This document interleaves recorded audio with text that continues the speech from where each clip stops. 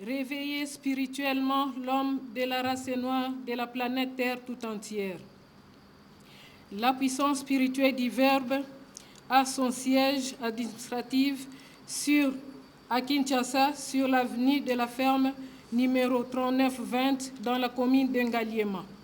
Et son siège spirituel se trouve dans la localité de Kikandikila, secteur Timansi, district Banzangungu, dans la province du Bas-Congo. Beaucoup d'autres centres spirituels de la puissance spirituelle du Verbe sont ouverts à travers certains pays d'Afrique et aussi dans les plans locaux, dans d'autres provinces de la République démocratique du Congo. Sur ce, mesdames, mesdemoiselles et messieurs, distingués invités, malgré vos multiples occupations, au nom du grand maître et au mien propre, je vous souhaite la bienvenue parmi nous. Merci beaucoup. Aujourd'hui, pour vous présenter l'ouvrage que nous avons écrit et qui fera l'objet de notre thème de la conférence. La résolution des problèmes de la race noire de la planète Terre tout entière. Ce titre n'est pas choisi au hasard, mais nous vous informons par ailleurs que c'est depuis le 23 février 1980 que le grand maître Bavantinu, auteur du livre, a reçu de révélations spirituelles lui donnant l'autorisation de créer l'organisation répondant au nom de la puissance spirituelle du Verbe, en abrégé PSV, et qui a pour mission la guérison de toutes sortes de maladies dont l'homme souffre sur la terre, la purification du corps et des choses, la résolution des problèmes d'un homme, d'un foyer, d'une famille, d'une tribu, d'une ethnie, d'un village, d'un secteur, d'un territoire, d'un district, d'une province, d'un pays, d'un continent et de la race noire.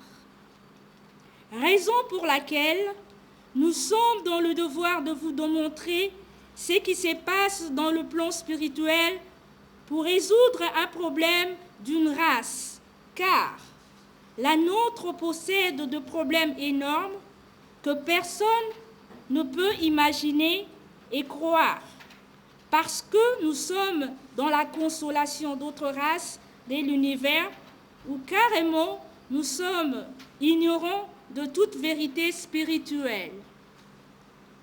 Mesdames, mesdemoiselles et messieurs, distingués invités, chaque homme noir, chaque province, chaque pays africain a un problème qui ne peut être résolu que par un vrai maître spirituel à qui on a révélé les codes, les signes, les symboles, les emblèmes, les secrets et les techniques pour faire face à ces mots. Quant au grand maître Bavantinu lui-même, après ses 3 ans d'études post-primaires à Mbazangungu, sa ville natale, n'a pas été baptisé ou initié dans une religion ou dans un ordre initiatique quelconque. En 1958, il apprend les arts martiaux et, en 1959, pour la première fois dans l'histoire de notre pays, il amène et installe ses arts martiaux à Kinshasa pour la jeunesse congolaise entière.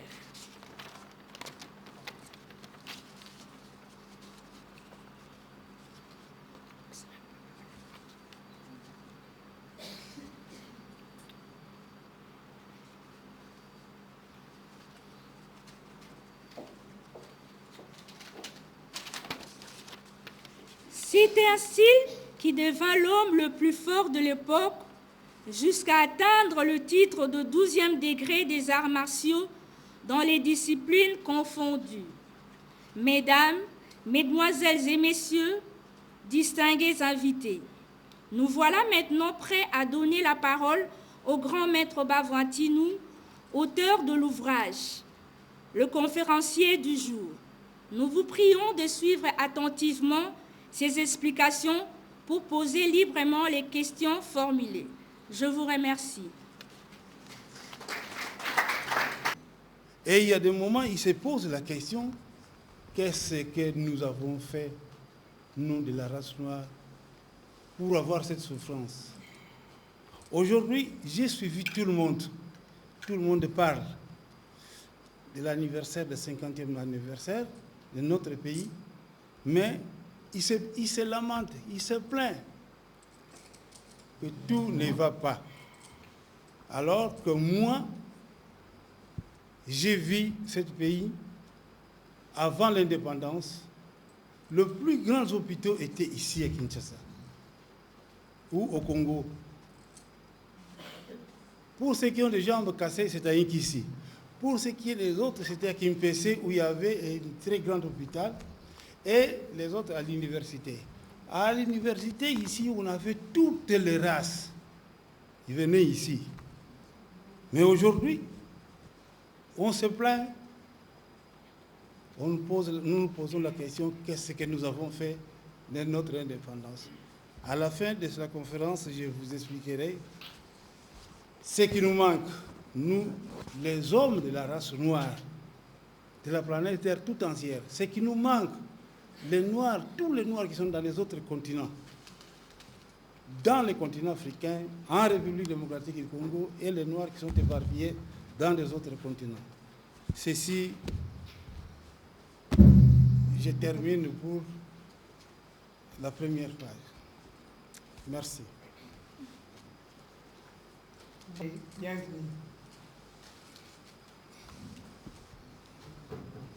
Je m'excuse. Le 23 février 1980 à 16h, c'était le moment de la révélation que vous avez eue. Alors, j'aimerais savoir si vous gardez encore à l'esprit l'image de cet être que vous avez vu ou de cet esprit que vous avez vu. Comment était-il? De quelle configuration était-il? C'est la première question. Deuxième question, ce livre, je ne sais pas si vous notez parce que ce livre a une grande force. Il permet d'énumérer des situations qui enferment les Africains. Mais je reste encore sur ma soif parce qu'il ne s'agit là que d'une énumération. Vous ne faites que énumérer, mais sans pour autant donner la formule exacte, le code exact qu'il faut utiliser. Parce que vous avez dit quelque part que chaque pays a un code, mais quel est ce code-là? Quelle formule devons-nous prononcer pour briser ce voile noir-là qui entoure la race noire? Ça, c'est la deuxième question. La dernière, quand on entre dans la prière de purification, telle que vous l'avez écrit dans ce livre, on doit passer par un certain nombre de choses, connaître le nombre des dialectes, des ethnies, des villages, des clans pour chaque pays. Ne trouvez-vous pas que vous êtes en train de nous donner encore un travail supplémentaire, de chercher à entrer encore dans des choses difficiles à atteindre, le nombre d'ethnies, le nombre de clans, le nombre de tribus, etc. Voilà, j'ai dit. Il y a des révélations qu'on reçoit venant des esprits inférieurs. Il y a des révélations qu'on reçoit venant des esprits de la nature. Il y a des esprits, il y a des révélations qu'on reçoit. Il y a tellement trop de sortes de catégories des esprits. Il y a des révélations qu'on reçoit venant des êtres humains comme nous et qui habitent dans les autres planètes et que les Noirs ignorent l'existence. Il y a des révélations qu'on reçoit venant des hommes qui habitent au centre de la Terre. Il y a un pays, il y a des villages comme nous ici sur la Terre, les intraterrestres. Donc les révélations à plusieurs niveaux. Mais la révélation spirituelle que moi j'ai reçue, j'étais chez moi. Pendant plus de 5 jours, 7 jours, j'ai reçu les révélations. Je ne savais pas que c'était des révélations. Parce que, pour faire un peu en arrière, j'ai étudié 40 ans d'études de yoga et des arts martiaux, à tel point que mon esprit, c'est la chose qui fait peur à l'homme, a été coupée. Donc je n'avais pas peur. Mais la révélation que j'ai reçue, c'était des paroles. Ce n'est pas un être qui vient vous dicter, qui vient vous dire ceci. vous avez la parole. À partir d'aujourd'hui, vous allez abandonner les métiers et tout ce que tu fais. Vous allez monter une organisation qui s'appelle Puissance spirituelle du Verbe. Et le programme même a été dicté. Cette organisation, c'est pour la purification d'un être humain, d'un homme, d'une femme, de tout et tout jusqu'au pays. La résolution des problèmes passés, présents, héréditaires et futurs. La guérison de maladies passées, présents, héréditaires et futurs. Préparer les incarnations de chaque personne, de l'homme noir, pour qu'incarnation prochaine, il puisse aller dans l'astral inférieur. Parce que jusqu'aujourd'hui, on n'a pas le moyen de le visiter, mais nous allons toujours dans l'astral inférieur. Nous ne pouvons pas atteindre la 4e dimension d'astral parce que là, c'est là où se trouve le musée d'or de la science. Et ceux qui vont là-bas, quand ils reviennent, ils viennent inventer, ils matérialisent la science qu'ils ont appris là-bas. Donc je n'ai pas vu un esprit où quelqu'un me dictait tout cela. Non. Bon, la deuxième question était celle de savoir, il a dit ceci, je répète ce que le monsieur a dit. Ce livre contient une grande force. Il ne fait qu'énumérer. Il y a les codes pour faire ci, il y a des codes pour faire ça, il y a des paroles ou des prières, mais sans pour autant donner la formule exacte. C'est-à-dire que pour déchirer, par exemple, les voiles sombres qui entourent l'homme noir, il faudra faire ceci ou cela, mais vous ne faites qu'énumérer. Il y a les codes pour ceci, il y a les codes pour cela, et ainsi de suite. Et j'ai donné la réponse à cette question. J'ai dit, ce livre ne devrait même pas être un livre public. C'est un livre pour le membre de notre organisation que je suis en train de former, ceux qui peuvent faire ce travail-là, parce que je ne suis pas seul. Je suis en train de former plus de 50 personnes qu'on peut envoyer dans des autres pays et aller faire ce travail-là. Donc, le code, et justement, quand vous dites code, ce sont des secrets, ce sont des mots-clés. On ne peut pas les donner à n'importe qui va les perturber, les quartiers ou les quoi que ce soit, et qui va peut-être aller se mettre à la disposition des politiciens ou des hommes mal intentionnés. Non, ça c'est pour quelqu'un qui est initié, purifié, préparé, et puis on voit si on peut lui donner ces codes-là. Bon, la dernière question était celle de savoir, dans les livres toujours, vous dites que pour, par exemple, purifier une province, il faudra connaître le nombre de dialectes qu'il y a dans cette province, le nombre d'ethnies. Est-ce que vous ne leur pas donné un travail supplémentaire? Non, je n'ai pas dit cela. J'ai dit ici que pour purifier un pays, pour purifier tout un pays, toute province, territoire, il faut connaître les codes de ce pays-là. Ce n'est pas à vous. Je parle ici des connaissances des hommes qui sont formés pour diriger. Par exemple, il y a une page qui parle qui peut diriger la purification ou la résolution des problèmes d'un pays. Alors, ces gens-là, ils doivent apprendre à connaître les codes exacts. Parce que, vous voyez, par exemple, quand on prie, je ne sais pas si tu peux le croire, mais par exemple, quand quelqu'un dit « Ah, moi aujourd'hui j'ai mangé, Seigneur, donnez même à manger, même ceux qui sont en train de souffrir, même ceux qui sont dans les hôpitaux. » Et tout le monde est content parce que cet homme-là, un homme de Dieu, a parlé comme ça. Mais il n'a rien dit, il n'a rien fait. Ça ne peut pas aller satisfaire les gens. Tout simplement, on appelle ça la bonté morale. C'est ce que le noir appréciait, la bonté morale, la consolation. Oui, et ces paroles-là, ça satisfait tout le monde. Mais ça ne fait absolument rien. Ce n'est pas ça qui va aller dans les cachots, nourrir ceux qui n'ont pas mangé. Non. Alors, il y a des hommes, des êtres que je suis en train de préparer. J'ai dit ici, pour les hommes que je suis en train de préparer, les femmes et les hommes, que je suis en train de préparer, pour, même après ma mort, même pendant que je suis vivant, ils peuvent aller dans les autres pays faire ce travail. Oui. Monsieur Roger, est-ce que vous êtes satisfait? Je ne sais pas comment je peux dire ça. On voit les chiffres ou on voit autre chose. Deuxièmement, quand vous parlez de la purification et autre chose, on voit beaucoup plus vous utiliser la couleur blanche. Est-ce que ça a une signification dans votre organisation, la couleur blanche? Lorsqu'on parle, il faut prendre peut-être 12 hommes habillés en blanc, 4 hommes habillés en blanc. Est-ce que la couleur blanche a une signification? Utilisons, bon, c'est par manque de paroles, c'est par manque de code. C'est une parole clé ou secrète. Hein, par exemple,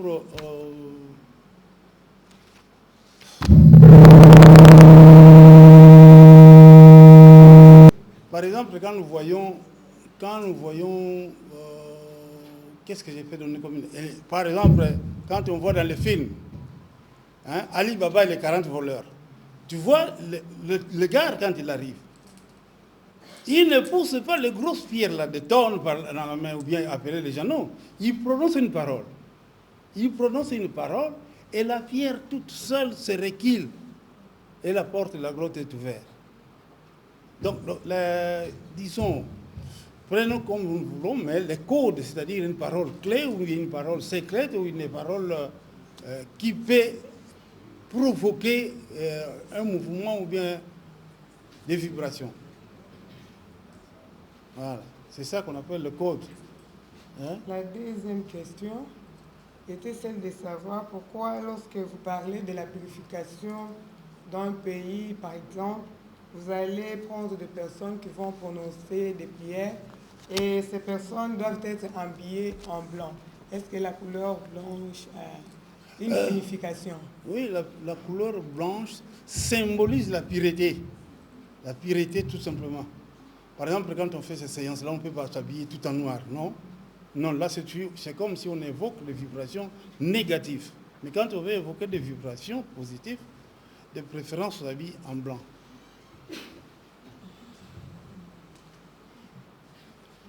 Ce que j'ai pu voir, c'est que vous avez parlé de la sorcellerie. La sorcellerie est la science qui a été accordée, la seule science, vous dites, qui a été accordée à la race noire. Alors j'aimerais savoir pourquoi vous dites ça. Et est-ce que vous pouvez prouver, parce que dans le livre, on ne dit pas pourquoi est-ce que ça a été accordé à la race noire. Et puis vous aviez dit que finalement, le cerveau de l'homme noir fonctionne à 40% et non à 80%. J'aimerais aussi comprendre pourquoi. Et par rapport à la vision que vous avez sur la purification. Alors, cette purification concerne les continents, etc. et leur gouvernement. Est-ce que vous avez pu être en contact avec le gouvernement de tous ces pays africains du continent? Et vous avez parlé d'une roue de prière dans ce livre. Cette roue de prière qui amène quand même beaucoup de gens à y participer, plus de 48 si je me rappelle bien. Et puis, il faut un maximum de financement. Alors, à qui allez-vous demander le financement de cette prière pour organiser la purification? Voilà. Alors, j'aimerais revenir un petit peu sur le code. Le code. Comment peut-on avoir un code personnel? Puisque nous avons déjà un code que l'on voit d'habitude, c'est l'ADN, vous l'avez précisé. Mais pourquoi un code qui soit personnel? Puisque dans la science qu'on apprend, on voit le code ADN. Qu'est-ce que ce code? Même si ça n'a pas de chiffres, on ne le chiffre pas, mais on aimerait quand même que ce soit invisible. Vous dites que c'est invisible. Pourquoi? Voilà. Parce que dans les autres continents, en dehors du continent africain, dans les autres continents qui restent, il y a de grands maîtres des sciences occultes qui sont autorisés de faire du bien et du mal, qui sont autorisés de faire du mal et après les acheter, les effacer. Ce sont des maîtres des sciences occultes, occulta sciences, connaissances cachées.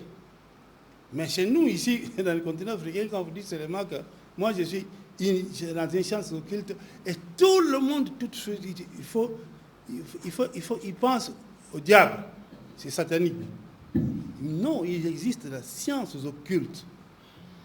Ces sciences occultes sont des connaissances cachées. Et alors, dans notre continent, il n'y en a pas de maîtres comme ça. Il y a la science, des grands maîtres, les sciences positives, divines, spirituelles, qui sont dans les autres continents. Mais dans notre continent, il n'y en a pas.